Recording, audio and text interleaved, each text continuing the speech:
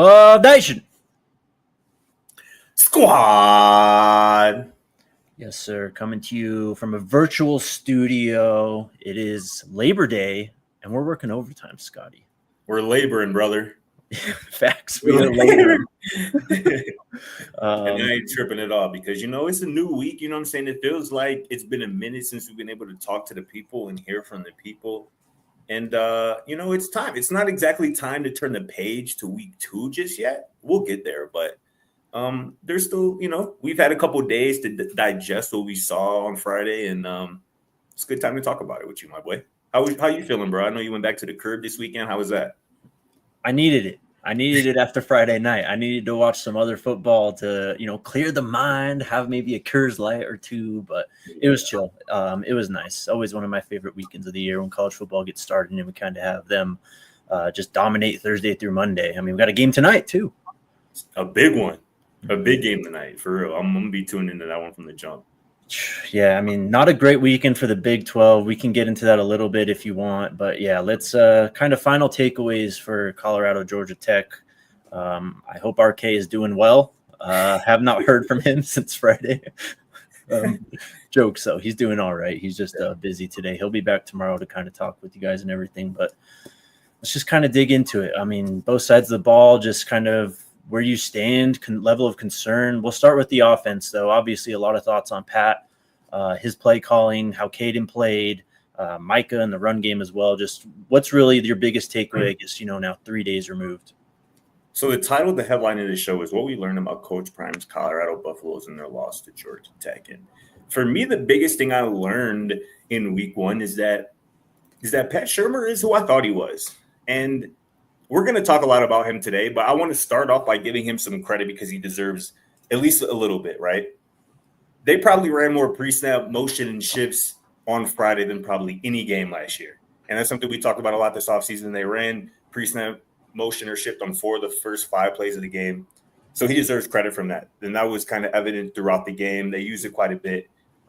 Balance was another thing we talked about, right, a lot this offseason. And they had 60 offensive plays, Colorado did, on Friday. 28 passes, 31 runs. That's 29 passes, 31 runs. That's as close to 50-50 as you can get from a run-pass split. So, again, Pat Shurmur deserves some credit for that. But where Pat Shurmur lost me is late in that game, scores tied 20-20. Colorado gets the ball back with 5 minutes and 19 seconds left in the game. Here's what they do with those plays, with that series. Let me find it here quick. Again, the game is hanging in the balance. It's there for Colorado to win. Tie game, 5 minutes and 19 seconds left on the clock. They throw a pass to Michael Welch, 8 yards. They throw another pass, 10 yards to JoJo, first down. They throw another pass, incomplete. They run with Kaidon. They throw another pass, the overshot to DeKalen Taylor is sent it. So you ran the ball one time, quarterback run, and you threw it 4 times after your offense showed the ability to really run the football. Micah, DeKalen, and Simeon Price averaged 5.5 yards a carry on Friday. If there was any time to show that this is a different team with a run-first physical mentality, that was the time to do it. And not only did you not score, did you have to punt after 5 plays, you gave the ball back to Georgia Tech with 3 minutes left. And what did they do? They ran the ball 5 times in a row, capping it off with the 45-yard touchdown from Haynes King to obviously win the game. And that's kind of where my frustration really ultimately lies with Pat Shurmur. He talked all offseason about wanting to run the football, wanting to be balanced. And like last year, the personnel didn't allow them to do that. This year, the personnel allows them to do that. The offensive line played really well. The running backs played really well. And in a tie game with everything in front of you, you just abandon the run. When the offensive passing game was never really clicking throughout the game. So that's kind of my biggest takeaway. I thought Kaidon Salter, we talked about him on Friday. I thought he was fine. He wasn't great. He certainly wasn't perfect. He missed some throws. He missed some reads.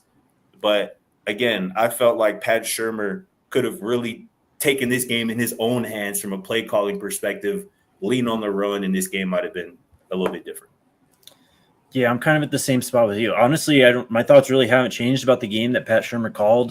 What went wrong in terms of play calling and scheme wise, that stuff on Friday. He had some plays drawn up. There's a 3rd and 6. I think they're going left. I think this is the third quarter. They have a 3rd and 6 screenplay drawn up in the middle, kind of a middle screen, and Kaidon kind of bails out of it. There is a defensive lineman kind of watching the screen, but I almost wish he just either threw it more inside. Like the play was kind of there. Like if he gives whoever the running back was a good chance at catching that ball and turning them upfield more towards the goalpost as opposed to the sidelines, that play has a chance to convert. And really just, when it comes to Pat Shurmur and Nick Saban talks a lot about this, especially late in the game. What you just mentioned, that last drive or the second to last drive. Pat needs to think more players, not plays in a lot of those situations. Yeah. We're going to get into guys who, maybe need more opportunities and stuff too, and I'm sure you're all over it with the Kaidon Taylor. Like he needs more opportunities. You should have realized at some point, especially at that drive at the 5-minute mark in the fourth quarter, he's been one of our best players on offense today. I need to find a way to get him the ball and allow him to affect this game because he's been just one of our most productive players to this point. And the fact that he wasn't really in the game or was ignored at that point, they finally get Joseph Williams going late in that drive too. And it's like, where is that earlier? All we heard from, Jason Phillips and JoJo himself a couple of weeks ago is how they were going to rely on him for big plays. Like, where was the reliance on big plays for him aside from the trick play you tried to draw up? This guy can go pluck the ball out of the air almost over everyone. Why did he not get a chance? So I just wish that, moving forward, it's more of an emphasis on how do we get our best players, our most in rhythm players at this point in time, the football, as opposed to just trying to straight up out coach and out scheme the other team on a given play when you're kind of just making it harder than it has to be. And you mentioned the Kaidon Taylor. How does he only play 12 snaps? How is he only on the field for 12 plays? And credit to him, it felt like he played a lot more than he did. Yeah. Because he maximized his opportunities. 4 touches, 40 total yards. Obviously, at the first touchdown of the game and of the season for Colorado. How is he not more involved? How does he only have 1 rush attempt? And I get Michael Welch was balling. Simeon Price really made the most of his opportunities as well. But this, to me, I wrote about it today. Go check it out on the DNVR.com. I've had stories of the last, 3 days up on the site. Please go check that out. And if you're a diehard, we appreciate you. And if you're not a diehard, go handle that. It's a perfect time to do it. Yeah. But I wrote about that today just in terms of this offense is looking for an identity. It was obvious the last 2 years, their identity was Shedeur Sanders and Travis Hunter. Without those two guys with different personnel, the scheme has to change. And I think this has to be a run-first team, a run-heavy team, because you have 3 really good running backs and maybe even 4 when Dallin comes back. You have a dual-threat quarterback who's electric with his legs. And Jordan Seaton talked about it after the game, right? He goes, I want to talk a lot about this tomorrow when we got the full clip and quote and whatnot from Seaton and whatnot. But he basically goes, people make football complicated. And now I don't know who he's talking about when he's saying, oh, come on. I don't know who he's talking about when he says people. But Jordan Seaton says people like to make football complicated. Establish the run. When you do that, they have to come up. The defense has to come up. When they do that, you get the RPO involved. You throw over their head. You take shots with your talented playmakers on the perimeter. That's the identity of this offense. Jordan Seaton knows it, and I'm just waiting on Pat Shurmur to figure it out as well. No, I mean, that's a great point. And it's exactly what I was talking about when it comes to players versus players. Like, it really feels like he's out coaching himself almost. Like, all these. Yeah, like you went through spring, you went through camp, you went through the summer. You know what you have. Like, yes. We shouldn't be having those questions late in the games. Where do we go with the ball? Who's going to be the one to make a play when you've just been there? You know all these things. So yeah, I mean, and Coach Prime alluded to that as well. He was like, "Listen, we ain't got time to gel." He said we had a whole spring and a whole summer to gel. We got to go get it right now. And he also says, Coach Prime did, the running game looked promising. We could have taken advantage of that a lot more. That's from the head man. And that seems like a direct, talking to his offensive coordinator, the play caller. And that's an obvious change that I think will get addressed in week 2, because why the hell wouldn't you run it 40-plus times against Delaware? But it's about what happens when you get to Houston and when we get into Big 12 play. Lean into your identity. Just like Coach Prime was telling Kaidon after the game to lean into his athleticism, run the ball. That's why we brought you here. Do with it. Lean into your athleticism. Pat Shurmur needs to lean into this offense's identity, which, again, I think is a run-first team. And off of that, you build in the RPO, you build in the play action, you build in the deep shots to get Omarion and Sincere and Jojo, the rest of those guys involved. Right. And I don't want to just turn this into the Barry Pat Shurmur show part 2 here, but I did like some things. I mean, the very first play of the game, they run GT power. I mean, how many times were we talking about that? Some diversity in the run game. They pulled the guards and the tackles a lot, man. I mean, I liked what I saw from there. It's just it almost felt, and Arcade was on this on a Friday night. It's almost like there's no rhyme or reason, though. There's no like point to set up. Like, there's no like calling back to a specific motion or look that there was earlier in the game and, throwing a different wrinkle in it later when you're going to need it. So we can move off of Pat Shurmur now. I want to talk a little bit about Kaidon real quick, though. Again, that 3rd and 10 scramble, the bomb to Sincere Brown early in the game, I think it's right after the DJ pick. Mm-hmm. I don't know what it is with him, but I know Coach Prime preaches down and distance all the time to the cornerbacks, right? Yeah. And I just don't understand how that's not more known by him in that instance. Like, this is a veteran football player. I know that it was his first game in P5 and all, or P4 and all that. And, I am going to, give some leniency when it comes to all that for him. But this is a very experienced football player. You should have realized 3rd and 10, man. Like, we just had our 3rd turnover. We don't need you to play the hero ball game right here. We really just need to get a field goal. As we said a lot on Friday night, if you just come out of that sequence after the 3 turnovers up 10-0 compared to just 7-0, that changes everything. And if you, run that ball as opposed to throwing it over the top, you give yourself more wiggle room, just make things happen. And this is something else too. I mean, I don't know if he's not trusting Pat Shurmur or the plays or the process of the plays or it's nerves or being uncomfortable or indecisive. I don't know what it is with him, but it's what Coach Prime talked about towards the end of the game. If you watch the TV copy towards the end, 4th quarter starting, he tells the sideline reporter, it's time for him to be him. I mean, it's just, it's almost like he's making the game more complicated than it has to be too. So there was just, I think, way too much thinking from the coaching staff, from the players on Friday night, and not enough just trusting what got you there.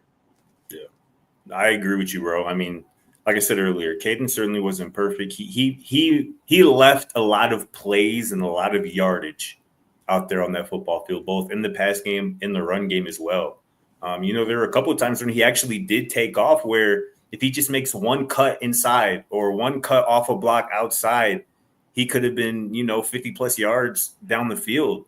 And, again, I'm not going to make rash judgments on a player, on his first game in a new system with new teammates at a new place. It's different with Pat Shurmur because he was a coordinator here last year. He was a coordinator for half the season in 2023. And a lot of the things that we talked about last year reared its head in week 1. So that might be a reason why I might appear to be more hard on Pat Shurmur than Kaidon Salter. But like I mentioned, this is kind of what makes it a really frustrating loss, right? Because you can't just point to one thing. Yep. You can, but just as much as you can point to one thing, there's probably 4 other things that were just as, impactful to the result as that one thing. Like if Kaidon Salter plays better, they probably win. If Pat Shurmur calls a better game, they probably win. If the defensive line, second line of the defense plays better, they probably win. So that's what makes it frustrating, but that's also what gives you optimism about what this team really can be once Big 12 play gets going. Because, again, this game was never out of hand against a really good team. This game was never out of reach, and there were plenty of opportunities to win it. You can just tighten up some of the things offensively from a schematic standpoint. You can tighten up some of the execution from the quarterback standpoint, from the receiver standpoint. Because like you mentioned, there were, again, like I said at the top, like I wanted to give Pat Shurmur some credit because he did do some good things, including scheming up some good plays that just weren't executed by the players. Yes. So all of that has to get cleaned up. But not instead of and it's a good opportunity here in week 2 against Delaware to handle some business and clean some things up. Of course. And if you're good on Kaidon and Pat, we can kind of move on a bit here. Let's do it. One last point on this though too. I think and I kind of mentioned this in the post-game show on Friday, there should have been kind of a wake-up call or like a tone shift or a shift in attitude after those turnovers, particularly after the drive where GT got the ball with 10:30 left in the second quarter. It was that play where the punt was kind of so I found out watching the broadcast now, the punt actually crossed the plane of the end zone in the air. And in college, when that happens, that is still ruled touchback. It doesn't have to hit ground. So even though Isaiah Harge wasn't in the end zone or the ball hadn't hit the ground yet, that's why it was ruled a touchback. Anyways, after that drive, GT 10 plays, 80 yards. They go all the way down the field. Haynes King is, really starting to roll. They go up 10-7. At that point, bro, GT had ran 34 plays to Colorado 16. They outgained Colorado 230-63. That needed to be a wake-up call of, okay, we kind of have to flush everything that happened to this point and reassess where we're at. We can't allow them to drive down the field like that. So I would have liked to see them get more aggressive offensively, especially those fourth downs that I mentioned. But it was just there wasn't any urgency after that point, and that kind of bothered me because I think that you really should have recognized that moment as a chance to, we can kind of retake control of this game because Georgia Tech had taken the momentum after you stole it early. One last thing on Kaidon that I want to mention and why I'm not giving up on him or why I'm not quick to turn on him by any means. Colorado scored 2 touchdowns on Friday night. Both of those touchdowns were completely created and orchestrated by Kaidon Salter. Neither of those plays were a result of scheming up things. The first one was Kaidon Salter extending the play when nothing was open. Even the broadcast was saying when he dropped back, nobody's open. Kaidon Salter extends the plays like he typically does, makes a relatively accurate pass, or at least accurate enough to get caught by the shortest player on the team. Kaidon Salter created that. The second touchdown of the game, I believe it was the same play call. I believe it was mesh once again. Wasn't open. Kaidon Salter uses his legs to send the plays and scores a touchdown. Like that type of creativity is just something that a lot of quarterbacks, or not many quarterbacks in college football, can do. And that rare ability is something that just needs to be honed in on by the offensive coordinator and just continue to grow.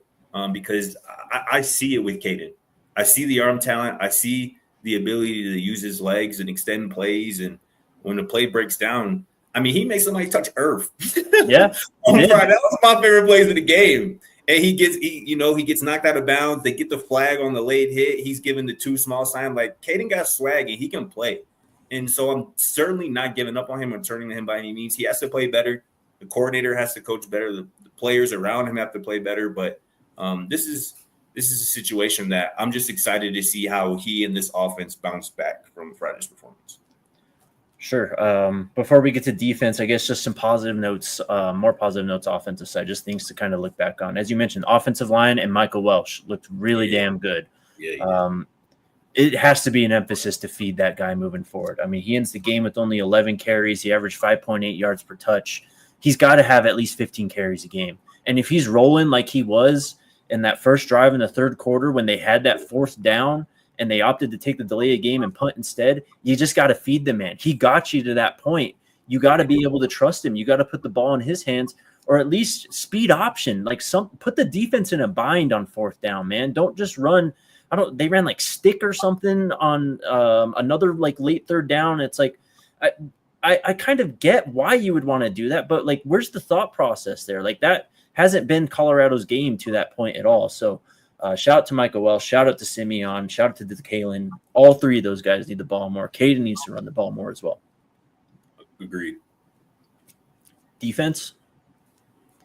Yeah, I mean, one thing that stood out to me, and I texted you it yesterday, you and RK. There was a lot of, and this is something Coach Livingston talked about, right? He said a couple weeks ago, hopefully our fastball this year is our depth. They rotated a lot of guys on defense, Colorado did. And I just don't know that it was the best plan. And I just don't know just look how many guys played snaps defensively for Colorado. So 24 guys played snaps defensively for Colorado on Friday night. And obviously you want depth. You want to, rotate guys in to keep guys fresh. But obviously when Ben Finistep starts the game at safety, and I think all things considered played well early in that game. I liked what I saw from Ben. Real spill. Toffee rotated in a little after that. I thought I thought he played all right. I think he was out of sorts a little time, but I think I would kind of chalk that up to not starting the game and kind of getting thrown in the middle of the game. But on Haynes King's game-winning touchdown, Terrence Love was in the field or was on the field at safety alongside Carter Stoudemire, not Ben Finisek who started the game, not Tawfiq Bowers who we expected to be the starter. And Terrence Love's fit on that game-winning touchdown was a big reason why Haynes King was able to gash that defense for that 45-yard score. And I think you can look at a couple different times where it's like, why is he on the field for a few different guys? And again, I know you want to rotate. You have talent, you have depth for a reason, and you want to utilize that. But I just feel like some of the personnel situationally, especially late in that game, didn't make a ton of sense. And I think it led to, Georgia Tech's obviously game-winning touchdown and whatnot. But defensively, obviously, when you give up 320 rushing yards, right, you're going to lose every single game. When you allow a quarterback to run for 150-plus and 3 touchdowns, you're probably going to lose every single game. And that falls on the defensive line. That falls on the front 7. Reggie Hughes led the team in tackles, but he also left a handful of tackles out there because of his run fit as well. Martavius French recovered a couple fumbles, but he left a handful of tackles out there because of his run fits. And that's just something that Georgia Tech's offense is just going to do to defenses. Right. Georgia Tech is going to run for 200-plus yards on a lot of teams this year. But it's got to get cleaned up by the time they play Utah and Kansas State and some of these other teams in the Big 12 who are going to challenge you similarly from a defensive standpoint. And, it wasn't – I'm going to say Robert Livingston lost the coordinator matchup on Friday, right? Buster Faulkner, Georgia Tech's offensive coordinator, who just became their highest paid assistant in program history, he was doing the damn thing. And, again, I don't think Livingston called or had a bad game, but I think the coordinator on this side got the best of him. And I don't think that's going to happen too many times, if at all, any more times to Coach Livingston this year. So it's kind of what I said earlier, right? You can point to the defense, you can point to the offense, and you probably be right on both accounts as to why this team lost. And that's what makes kind of Friday so frustrating. Real quick, just to go to the rotation, I kind of like the rotation on defensive line, though. You got quite a bit out of Jaheim Otis, I thought, who obviously didn't start. He played really well. He impressed me. Brandon Davis-Swain is going to be an absolute ball player for this football team moving forward. I mean, my goodness, what a debut for him. They really have something. In the chat. Sean Myers as well. That third linebacker looked really good to me. He needs to get more snaps. I mean, the speed element. I mean, you talk about going dime, especially when a team like Georgia Tech, when they spread you out and they want to play truly 11 on 11, and you just see Haynes King standing back there, and that one of those third downs is like, this is quarterback draw. You know what I mean? Like, why isn't Sean the one spying him? Reggie did do some good things. And you saw like the burst and the athleticism out of him. But like you said about Martavius, I mean, he got caught out a few times as well. And that's just the design of the offense too. Like, I'm not going to be too hard on them, but if they play better, I think you have a better chance at stopping Haynes King and a better chance of winning this football game. I thought they played Jamal Haynes pretty well, actually. It wasn't until the fourth quarter he had that big reception, that like wheel route up the sideline. That was by far his biggest gain of the game. I think it comes out to like 17 total touches for him for 82 yards, which is about 2 yards a touch. That's really good. I mean, it really was just Haynes King. But now it's kind of this thing now where teams are going to come into games and they're going to go, all right, Colorado for 2 years in a 5-6 game sample size have really struggled to contain the quarterback run. We're going to have to make them play 11 on 11, and that's the formula to win. You're just going to have to expect it now until you prove to stop it. That's the annoying part, bro. Because now every team is going to try that until it doesn't work. And you had the opportunity in week 1 to kind of dead that narrative against a really good running team, against a really good running quarterback, and you didn't. And now, like I said, Delaware is going to try it. We'll see how well they do. But every team on the schedule, that's going to be their first, kind of shot that they throw at this defense. Let's throw the kitchen sink at them in the running game because they didn't prove in week 1 that they could stop it. Now, that narrative could change, depending on, how they perform against maybe, let's call it BYU, I think would be the first kind of opportunity, maybe even Houston out, but I would say BYU is going to be that first kind of opportunity where It's a respected running game on the other side of the ball. Again, another dual threat quarterback. Bear Beckman ran for 2 touchdowns. Yeah, exactly right. That's exactly what I was going to say. So that might be the first opportunity where you can maybe dead that narrative a little bit. But like you mentioned, every team's going to try it because they saw it work in week 1. And even if it didn't work, only if you only had 10 points for Georgia Tech at half, they're going to keep trying it because in the fourth quarter, this defense kind of folded up, especially on that last drive. Well, and that's another takeaway, and that's going back to that drive at the 10:30 mark in the second quarter when they the first time they really marched down the field. They were done, man. They were gassed already. They were on the field for so much, and it's because Colorado couldn't convert on those turnovers they got early in the game. They had those 2 punts after the initial touchdown, and the defense was out there for twice as many plays as the offense already was at that point. And again, this is the 10:30 mark, or this drive ends at about the 4-minute mark in the second quarter. It's just not a way that you're going to win games, but I did like a lot of what I saw. I mean, I thought Carter played pretty well. I love what I saw from Quincy in some flashes. He's the one who forced the pressure on Haynes King to get that DJ interception. Yep. I thought that the rotation of the edges, I thought Arden played really well. I thought Keaton played well at times. So you were on it from the get-go. This defense they're going to kind of lead this team, and I saw the flashes of that. So I am encouraged overall by the defense. It's just you got to be better defending the quarterback run from now on because, again, as we just talked about, you're going to see a lot of it. You're going to see a lot, and some of the I don't got a name drop, but some of the Big 12 quarterbacks this past weekend in week 1 showed that they are capable of taking over a game with their legs. Totally. Just kind of, I guess, level of concern. A lot of people freaked out, I guess. Where would you, on a scale of 1 to 10, your level of concern with the team right now after the first week? 3 or 4, Again, Georgia Tech is a really good football team. I picked Colorado to win that game by 1 point. I predicted Georgia Tech's score total in that game. I predicted them to score 27 points. I thought Colorado would get another touchdown and get to 28. So from that perspective, I really don't have any reason to be concerned seriously about the long-term, prospects of this season. I will tell you, like I said at the top, Pat Shurmur through 1 week is who I thought he was, which isn't great, and he needs to be better. And if he's not better in the coming weeks, I could see a situation like what we saw unfold in 2023 halfway through the season with Sean Lewis. But with that being said, I still believe in Robert Livingston. I still think that this quarterback in Kaidon Salter is the right guy for this run-first type of offense. If that's the identity that Pat Shurmur decides to lean into, the identity that clearly Jordan Seaton wants this offense to have. And even if Kaidon isn't that guy, I still believe in there's a true freshman quarterback who, if called upon, will ball out and will look like he belongs at this level, even as a 17-year-old and whatnot. So from that perspective, I'm not too worried. I think they'll get a big win this weekend and get back on the right side of things. And then once we head to Houston, it's really when the season begins, and I think we really get to find out what this team is made of. How about you? I'm about the same, probably right around a 4. I'd say even a little bit more, maybe a 4.5. Just I am kind of concerned about Kaidon, if I'm being honest.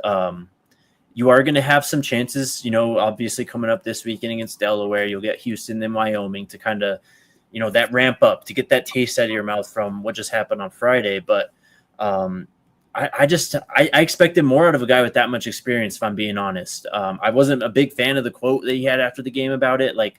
I just think that, man, you kind of knew what you're coming into. And so let's see how much he grows this weekend. I do want to see Julian. I want to see a lot of Julian this weekend. Yeah. I think you kind of have to. Look at what Bryce Underwood did for Michigan on Saturday. Look at what Julian Sayin did for Ohio State. You just got to check it out and see what you have. I'm not saying to start a quarterback controversy, but you got to at least see what's going on, with QB2 right now. So offensively, there's a lot to build on, though. This team, I think, proved they could run the football. And if Kaidon is more willing to run the football, they can be really, really dangerous. And if things are a little bit more simplified and he can hit some of those, just even the DeKalen flip early in the game. There's a couple RPOs that he just missed, a couple checkdowns, the Simeon one where he's wide open in the south end zone almost, Boy, if he didn't score, if Kaidon didn't score, 2 plays after that would have that would have really sent a lot of people on the wrong side of things. Totally. So I need to see more growth from Kaidon. He's an older player. I got to see it this weekend. I got to see it against Houston for me to feel better about going into this stretch run. I completely agree, bro. I mean, I think he knows he has to play better. I think the whole locker room does. And I think we'll see a better version of him week 2 against Delaware. And like I said, the evaluation, I think, will really begin in Houston. Yep. All right.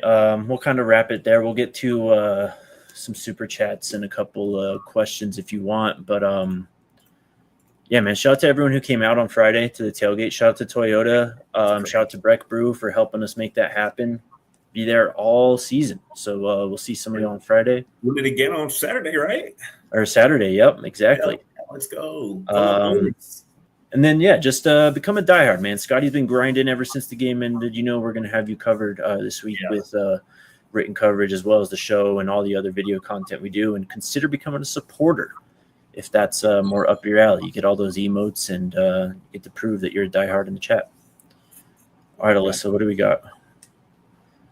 Travis asks, is DeKalen a true running back or more gadget speed player? So they did run like an early – I'd say early. It was later in the game, but it was early in the down and distance. I think it was a first down. They called like an inside zone, gave it to DeKalen. He did a good job of like shaking off one or two guys and, getting 2 yards and stuff. But it reminded me so much of what we talked about with Dylan that first year, where it's like, why is he the one taking inside runs? Like, we have 2 big backs who ran very well between the tackles. I know you got to like set things up and you can't be too predictable and all. It's week 1 though. We don't have to throw out tendency breakers in week 1. I'd rather not see much more of DeKalen running up the middle, though. Just being honest. I mean, he's definitely more of a gadget speed player. He's not a true running. I mean, this is a former receiver, right? He started his college career as a receiver, and I think we saw some of those receiver skills on Friday. We definitely did on the touchdown run. He was the leading receiver for this team on Friday. I think maybe the most targeted as well. So DeKalen is definitely of your Dylan Edwards ilk, like your gadget player. He is not a true running back, and that is perfectly okay because you have 2, again, maybe even 3 true running backs who can handle the load, the inside zone, the power, the counter, all that stuff, in addition to a dual threat quarterback. So DeKalen has a role, and it's clearly defined. And I think Pat Shurmur just has to do a better job of utilizing him in that role and hopefully playing him more than 12 snaps. For sure. James asks, when a person show you who they are, believe them, and Shurmur's been showing us who he is, and we're still not believing who he is. I mean, I don't even know what else to say about this, honestly. He's got to coach better. He's got to play better or call better plays. He's got to put his players in better positions to succeed. And I think it's clear at this point that Pat Shurmur is on watch. Everyone is watching every move. Everyone is grading every play. Just not a position you want to be in as a play caller, an offensive coordinator. And some moves I think were taken this offseason with that in mind. What's up, Kev? People shouldn't put all the blame on Shurmur and Salter. The interior defensive line was getting shredded. Over 300 rushing yards is inexcusable. Yeah, I mean, true. I think the linebackers got to play better too, though. So I said earlier, like it's what makes it a lot so frustrating. Because you can point to the quarterback, you can point to the OC, you can point to the offense, you can point to the entire defense, and you would be right in all those scenarios. And I think our guys at PFF said it, like 90% of Georgia Tech's rushing yards on Friday came before contact. Like this was not – I think Colorado football team had 3 missed tackles all night on Friday. It wasn't a tackling issue, right? It was just a not fitting up the run game right issue. And it's still – I would use your word, East Coast Kev. That is inexcusable. But I think I would maybe prefer just not fitting it up right as opposed to you're just missing tackles left and right. You can't tackle these dudes. You can't corral the ball carriers. Either way, it's a problem, and either way, it's got to get fixed, and I think it will. Again, to go back to game flow, though, man, I mean, you knew after those you didn't convert on those turnovers early. Like, your defense was in a really bad spot. They were on the field a lot. You got to fix that. You got to realize that when it's happening, not, at halftime and, kind of just waking up from a fever dream and realizing what just happened. You need to be more proactive with that stuff. Another frustrating thing too is I think we've certainly talked about it, and I think maybe the players and coaches alluded to it too, but having a quarterback like Kaidon Salter in spring and in fall camp theoretically should have helped your defense prepare for a dual-threat quarterback. And we saw no evidence of that in week one. And I assume partly it's because you can't touch or even get near the quarterback in practice, but you would have liked to see a better showing from the defense, specifically guarding and defending Haynes King in the run game. Clay says, what's up, fellas? I rock with the Buffs 100%. In my opinion, nobody mentions this, but the O-line is missing that fire from Coach Lou and Leftwich, or Bartoloni needs to call plays. I thought the offensive line played well. They did. I mean, you saw today Jordan Seaton was the highest graded tackle in pass protection in week one. The rest of those guys, I think Zai got banged up a little bit. Kareem came in, got the penalty, which wasn't great, but they kind of stuck with that starting five, which I love to see. And that's something I talked about last week with the 23 different offensive line combinations last year. It seemed that they really stuck to their starting five, minus, the side kind of taking some plays off with Kareem going in. But I thought the offensive line looked fine and the run game looked fine. Kaidon he was only sacked once. I thought that was partly because of his ability to evade some rushers in the pocket and whatnot and make people miss. But the offensive line was fine. It really was. And again, that's really a big reason why I'm looking at Pat Shurmur and to a lesser extent, Kaidon Salter. Crash Out or Cash Out says, poor D game plan. D-line stunts made no sense. Hughes and Carter at times stood in place. Ben, good. Georgia Tech didn't throw a lot, but our secondary is looking not great. People called out issues, but only recognize it after the loss.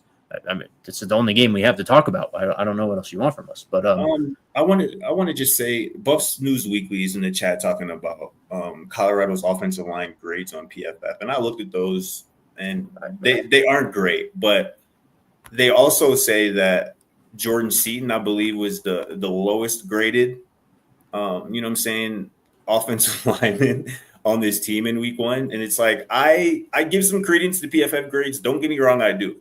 But I certainly don't take them as the end-all, be-all, especially when I was at the game and I was watching the game, and the running game was great, was efficient, and the quarterback really wasn't pressured a ton. So I'm not saying that the offensive line played perfect, but I am saying that they weren't the problem, if that makes sense. It's like everything else. It's just like the tape. It's like the stats. It's a tool. It's all in context. All in context. Crash Out or Cash Out again. Got ran on last year, but somehow GT is the anomaly. I'm not really sure what point you're trying to make there. I don't think we call GT an anomaly. I mean, no. But I guess aside from the two Kansas games last year and maybe the opener, was there a time that this defense really got gashed? I mean, North Dakota State ran well on them. That's what I'm saying, yeah, in the opener, right? Yeah. I mean, Baylor kind of ran, but I mean, what are we talking about? Next. K-Dot says, I'm late, but is there an actual possibility of Shurmur getting replaced? It's embarrassing at this point. I don't know. I truthfully don't know. Again, all we can do and all I've done is follow the breadcrumbs. Obviously Byron Leftwich has been brought in for a reason. Obviously Brett Bartoloni was elevated to pass game coordinator for some reason. So we'll see. Clay said, my bad. I meant the D-line is missing Coach Lou. Oh, I see what you're saying. It's too early for that. Too early. I see where you're going with that, but I'm not ready. I trust Coach Pecco and Hilo and the guys still. Coach Sapp, I'm not ready to go there. Hey, that Miami D-line under D-Lou did look good last night, though. I will say that. Miami did play well, man. All right, that's it. We'll obviously be back tomorrow. We have Coach Prime's presser tomorrow, and we'll talk a little bit more about this and finally put it fully to bed. But it's time to move on. I mean, that's got to be the message in the locker room. I'm sure the film session yesterday or today was pretty brutal. It was probably not fun for a lot of guys. But, again, there's reason for optimism with this team, man. I still feel okay. We got a lot of opportunities to tune up as well. Most definitely. All righty. We're out of here. We'll be back tomorrow. See y'all then. Let's go Buffs. We all silly like the mayor.